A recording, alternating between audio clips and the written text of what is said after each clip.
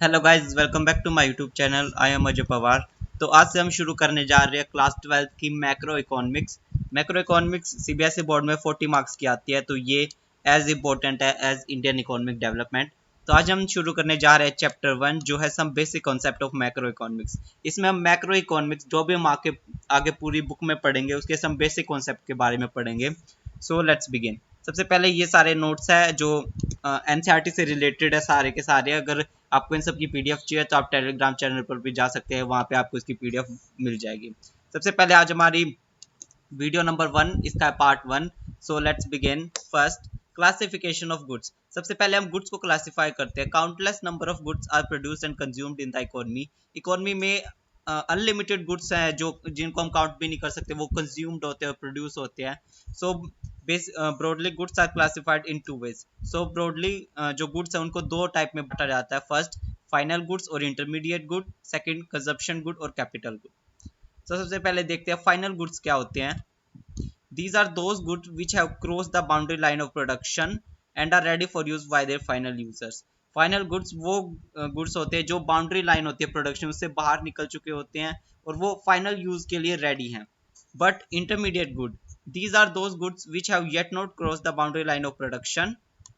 Value is still to be added to these goods which have yet not ready for use by their final users. तो intermediate good वो goods होते हैं जिन्होंने अभी तक जो बाउंड्री लाइन है प्रोडक्शन की वो अभी तक क्रॉस नहीं किया है और उनके अंदर वैल्यू ऐड करना अभी भी बाकी है, और विच आर अभी रेडी नहीं है कि जो फाइनल यूजर्स है वो उनको यूज कर सकें। अब इसका एग्जांपल हम दे देते हैं। जैसे फाइनल गुड होता है वो है टीवी जो आपके घर में लगा हुआ है, वो फाइनल गुड है। वो जो फैक्ट्री से बाहर निकल चुका है और जो आप उसके फाइनल कंज्यूमर है वो उसको कंज्यूम कर रहे हो। और इंटरमीडिएट गुड क्या होता है, जब ये टीवी फैक्ट्री में होता है तो वो इंटरमीडिएट होता है, उसके अंदर बहुत सारे वायरिंग करनी होती है, उसके अंदर उसकी डिस्प्ले लगानी होती है, आगे जाके फिर उसको रीसेल करना पड़ता है, तब जाके हाथ में आता है, तो वो इंटरमीडिएट गुड होता है। तो यहाँ पे क्वेश्चन है, the same good may be final good और इंटरमीडिएट गुड। क्वेश्चन इंपॉर्टेंट है, यहाँ पे स्टार मार्क देख सकते हैं। तो एक गुड फाइनल गुड भी हो सकता है और इंटरमीडिएट भी हो सकता है, तो आप उसको कैसे क्लासिफाई करोगे? तो it's depend on the end use of the good. तो ये डिपेंड होता है and use of the good. अगर कोई गुड कंज्यूमर के द्वारा कंज्यूम किया जा रहा है तो वो फाइनल गुड है, बट अगर वो कोई प्रोड्यूसर यूज कर रहा है आगे रीसेल के लिए तो वो इंटरमीडिएट गुड है। तो ये एंड यूज के ऊपर डिपेंड करता है। फॉर एग्जाम्पल, आप शॉप से कोई मिल्क लेके आए और आपने उसको कंज्यूम किया, तो ये क्या है, मिल्क क्या है, तब फाइनल गुड है। बट अगर वो ही सेम मिल्क कोई बेकरी वाला उससे प्रोड्यूसर से खरीदता है और उससे केक बनाता है उस मिल्क से, तो वो क्या है, वो इंटरमीडिएट गुड है, वो किसी चीज में ऐड हो गया। If a good is used by the consumer for the satisfaction of his want, then it is called final good. अगर वो गुड, कोई भी गुड हो सकता है, अगर वो गुड कंज्यूमर यूज करता है अपने वांट का सेटिस्फाई करने के लिए तो ये फाइनल गुड है। बट अगर वही गुड प्रोड्यूसर यूज करता है फॉर फर्दर रीसेल या फिर और किसी चीज में प्रोडक्शन करने के लिए, तो वो इंटरमीडिएट गुड कहलाया जाएगा। अब हम डिफ्रेंशिएट कर लेते हैं इंटरमीडिएट गुड में। जैसे कि आप यहाँ पे देख सकते हैं, इंटरमीडिएट गुड में और हम कुछ कैरेक्टरिस्टिक्स देख लेते हैं फाइनल गुड्स में। सो लेट्स सी कि इंटरमीडिएट गुड में और फाइनल गुड में क्या क्या कैरेक्टरिस्टिक्स आती हैं। सबसे पहले कैरेक्टरिस्टिक्स है इनका मीनिंग, जो हमने आपको अभी बताया, तो आप उनके जो डिफरेंस होता है उसके अंदर वो लिख सकते हैं। सेकंड बात कर लेते हैं, these goods may be used as raw material for the production of other good. So यहाँ पे टी आएगा। तो इंटरमीडिएट गुड कौन से गुड होते हैं, ये यूज्ड होते हैं as a raw material for the production of other good. But जो फाइनल गुड होते हैं, these are not used as raw material for the production of other good. ये as a raw material use नहीं होते ताकि दूसरे goods की production उसमें हेल्प नहीं करते, बट इंटरमीडिएट गुड हेल्प करते हैं। These goods may B resold, की पॉइंट है, by the firm for the profit during the year. जो इंटरमीडिएट गुड है वो फर्म के द्वारा दोबारा से बेचे जाते हैं प्रॉफिट मोटिव के लिए एक साल में। बट these goods जो फाइनल गुड होते हैं, these goods are not resold by the firm for profit motive। बेचे नहीं जाते किसी भी साल के बीच में प्रॉफिट मोटिव के लिए फाइनल गुड्स को, उनको सीधा कंज्यूम किया जाता है क्योंकि वो दोबारा से बिक चुके होते हैं। Value is yet to be added to these goods. Intermediate goods में अभी भी वैल्यू ऐड करना बाकी है, but value is not to be added to these goods. जो फाइनल गुड्स है उसमें वैल्यू ऐड नहीं करनी है अब, क्योंकि उसमें पहले वैल्यू ऐड हो चुकी है, अब वो सिर्फ कंजप्शन के लिए, फाइनल यूज के लिए तैयार है। Expenditure on these goods is called intermediate consumption. अगर हम इंटरमीडिएट गुड्स के अगर कोई भी एक्सपेंडिचर करते हैं उनके ऊपर तो उनको क्या कहते हैं, intermediate consumption. Whereas expenditure on final goods is called final expenditure. अगर कोई भी फाइनल गुड्स के ऊपर अगर हम कोई भी एक्सपेंडिचर करते हैं तो उसे फाइनल एक्सपेंडिचर कहते हैं।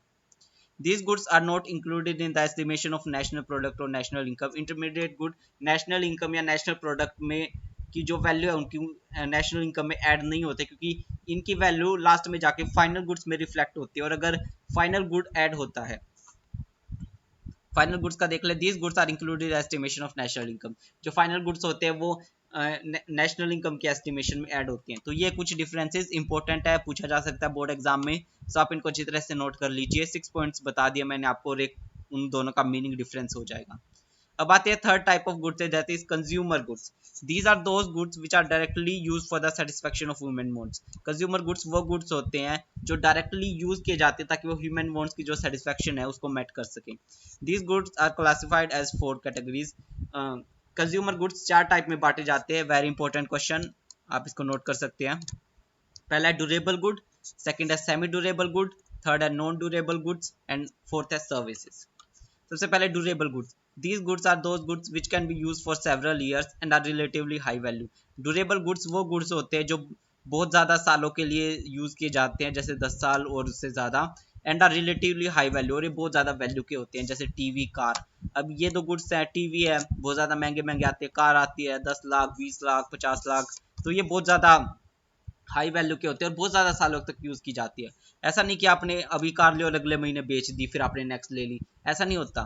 तो ड्यूरेबल गुड्स क्या होते हैं, जो बहुत ज़्यादा सालों तक यूज़ होते हैं और हाई वैल्यू के होते हैं। Semi durable goods, these goods are those goods which can be use for the period of 1 year और slightly more. Semi durable goods वो गुड्स होते हैं जो 1 साल तक यूज किए जाते हैं और थोड़ा सा ज्यादा, जैसे क्लोथ्स, इलेक्ट्रॉनिक गुड्स। अब क्लोथ्स होते हैं, आप 1 ही साल में उसको कह देते हो कि नहीं ये तो खराब हो गया मेरे को नहीं चाहिए, तो ये मुश्किल से 1 ही साल तक चलते हैं। Non durable goods, these goods are those goods which can be used in a single act of consumption.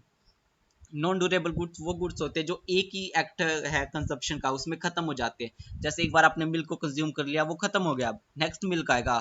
जैसे आपने एक बार फूड को फिनिश कर लिया, कंज्यूम कर लिया, तो वो खत्म हो गया, वो दोबारा नहीं आएगा। सो फोर्थ है services. Services are those non material goods. Services क्या है, नॉन मटेरियल गुड्स है which directly satisfy human wants, जो ह्यूमन वांट्स को डायरेक्टली सेटिस्फाई करती है, जैसे कि services of doctors, lawyers, engineers etcetera. अब लास्ट टाइप ऑफ गुड्स पे आते हैं, capital goods. These capital goods कौन से होते हैं, these are the fixed asset of the producer. Capital goods वो गुड्स होते हैं जो producer as a fixed asset use करता है ताकि वो जो दूसरे गुड्स है उनको बनाने में हेल्प कर सके। Plant and machinery are the example of capital good. Plant and machinery capital good का गुड एग्जांपल है। These goods are used by the producer either for, capital goods producer के द्वारा कैसे कैसे यूज किए जाते हैं। First, the replacement of capital stock. अगर कोई भी पहले से ही कैपिटल गुड कंपनी में है, मान लो प्रोडक्शन में कोई भी मशीनरी पहले से यूज हो रही है, वो खराब हो गया, उसको रिप्लेस करके नया कैपिटल गुड लेके आते हैं, तो उसके लिए यूज करते हैं। Second, addition to the capital stock. अब हमें हमारे पास 4 मशीनरी, हमें एक और लेके आनी है, तो हमारे कैपिटल स्टॉक में एक और मशीनरी ऐड होगी, तो हमारे स्टॉक में कितनी होगी, 5 मशीनरी, तो इसलिए कैपिटल गुड को भी यूज किया जाता है। एक और इंपॉर्टेंट क्वेश्चन आ गया, all capital goods are producer goods. यहाँ पे हमें स्टेटमेंट बताया गया कि जो भी सारे कैपिटल गुड्स होते हैं वो प्रोड्यूसर गुड्स होते हैं, but all producer goods are not capital goods.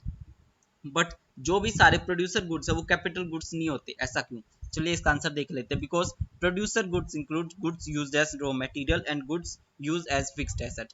क्योंकि प्रोड्यूसर गुड्स में 2 गुड्स यूज होते हैं। पहले तो goods use as raw material, मतलब इसमें इंटरमीडिएट गुड भी आता है, और goods used as fixed asset, मतलब इसमें फिक्स्ड एसेट वाले जो गुड्स है वो भी आते हैं। बट कैपिटल गुड क्या इंक्लूड करती है, कैपिटल गुड इंक्लूड सिर्फ मशीनरी। फिक्स्ड एसेट्स यूज करती है प्रोड्यूसर के, तो इसीलिए अब प्रोड्यूसर के अंदर फिक्स्ड एसेट्स आ गई, और कैपिटल गुड सिर्फ फिक्स्ड एसेट को ही सपोर्ट करता है, वो अपने अंदर सिर्फ फिक्स्ड एसेट्स को ही लेता है।